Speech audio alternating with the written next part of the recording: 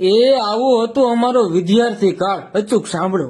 ચોપડીઓની વચ્ચે વિદ્યાના ઝાડનું ડાળું અને મોરના પીછાને મૂકવાથી અમે હોશિયાર થઈ જઈશું એવી દ્રઢ માન્યતા હતી.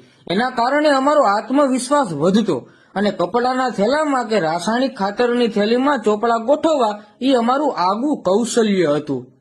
ચોપડાઓ ઉપર પૂઠા ચડાવવા એ અમારા જીવનનો વાર્ષિક ઉત્સવ હતો. પુસ્તકો ખૂબ સારી રીતે સાચવતા, કારણ વર્ષ પૂરું થયા પછી અડધી કિંમતે પાછા બીજાને વેચી દેતા. માતા પિતાને અમારા ભણતરની તો કોઈ ફિકર કે ચિંતા ન રહેતી. એ વર્ષોના વર્ષો વીતી જવા છતાંય અમારા માતા પિતાના પાવન પગલા ક્યારેય અમારી સ્કૂલ તરફ પડતા ન હતા.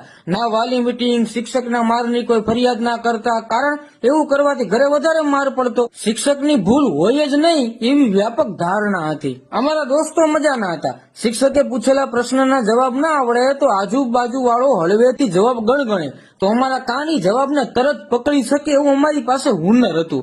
આવી તો મિત્રોને મદદ કરવાની ભાવના હતી. સાયકલ લઈને જતા ત્યારે એકને દંડા પર અને બીજાને કેરિયર પર બેસાડતા. અમે આ રીતે કેટલીય મંજિલો ખેડી હતી. એ અમને આજે પણ યાદ છે.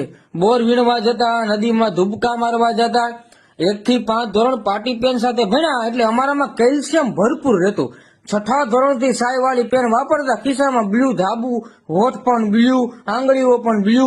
આ અમારા ભણવાની ધગશની નિશાની હતી. એ જમાનામાં ટેલિવિઝન નવા આવ્યા હતા. કોઈકના ઘરે ટેલિવિઝન હતા, બધાને ત્યાં નહીં.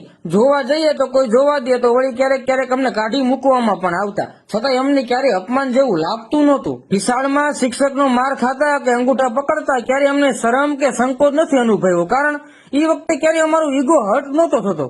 કારણ કે અમને ખબર જ નહોતી કે ઈગો કઈ બલાનું નામ છે. માર ખાવું એ અમારા જીવનની દૈનિક સહજ પ્રક્રિયાનો ભાગ હતો. મારવા વાળો અને માર ખાવા વાળો બંને ખુશ થતા, કારણ એકને એમ હતું કે ઓછો માર ખાતો અને બીજાને એમ થતું કે અમારો હાથ સાફ થઈ ગયો. આમ બંને જણા ખુશ. વેકેશનમાં મામા, ફઈ, માસીના બાળકોનું ટોળું અમારા ઘરે આવતું. ધીંગા મસ્તી કરતા, છતાંય મા બાપને કંટાળો ન આવતો, કારણ એની કોઈ લક્ઝરિયસ માંગ ના રહેતી. જેવું ઈ ખાઈ લેવાનું, નીચે હારબંધ ગોદડામાં સૂઈ જવાનું, વાડીએ જઈને કુંડીમાં સમૂહ સ્નાન કરી આવવાનું. દરરોજ નાવાનું પણ ફરજિયાત નહોતું. મગફળીના દાણા અને ગોળ અમારો નાસ્તો હતો. 10 પૈસાના ચાસણી વાળા બરફના ગોળાની લાલચ આપી અમારી પાસે ખૂબ કામ કરાવી લેવાતું. ત્યારે કોઈ બાળ અધિકાર પંચ નહોતું કે અમારી મદદે આવે. જે જીવન જીવીને અમે આવ્યા છીએ એની સામે હાલનું જીવન કાંઈ નથી સાહેબ. અત્યારનું કોઈ દુઃખ અમારા આત્મવિશ્વાસને દબાવી ના શકે. એટલા મજબૂત બનીને અમે મોટા થયા છીએ. અમે સારા હતા કે ખરાબ એ ખબર નથી, પણ અમારો પરિવાર અને અમારા મિત્રો અમારી સાથે હતા એ જ મહત્વનું હતું. અને એ જ આનંદિત દિવસોનું ભાથું આજે પણ અમારી ઇમ્યુનિટી વધારી આપે છે.